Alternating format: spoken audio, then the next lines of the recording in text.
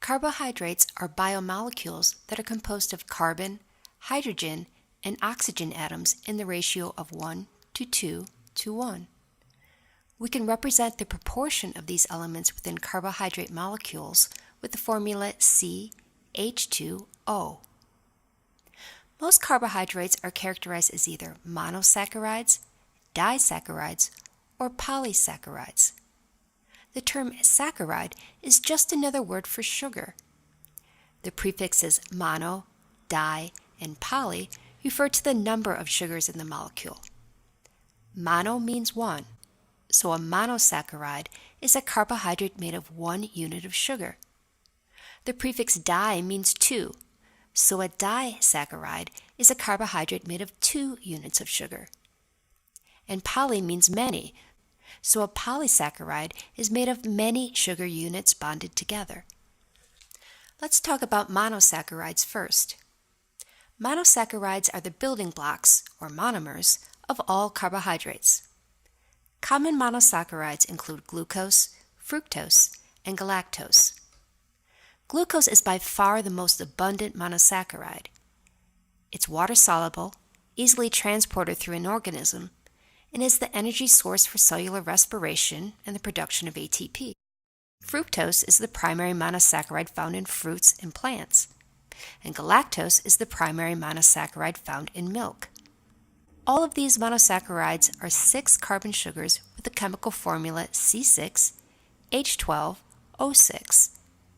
They can be depicted chemically as either straight chains or rings. Disaccharides are formed when monosaccharides are joined together through dehydration reactions, forming what are called glycosidic linkages. Common disaccharides include maltose, which is made up of 2 glucose molecules, sucrose, also known as table sugar, which is made up of glucose and fructose, and lactose, or milk sugar, which contains glucose and galactose.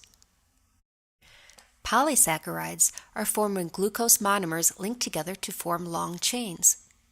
These long chains of glucose units are ideal for storing energy. The chains can be straight or branched.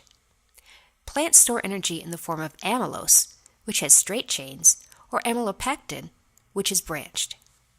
Animals differ from plants in that they store energy in the form of glycogen, which is a highly branched polysaccharide that can be broken down quickly to supply energy to tissues.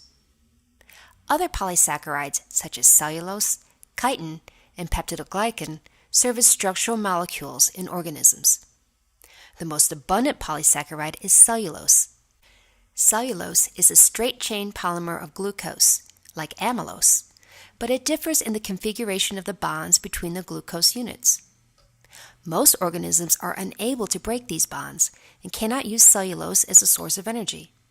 Instead, cellulose is used to add strength to plant cell walls. Chitin is a structural polysaccharide found in animals and fungi.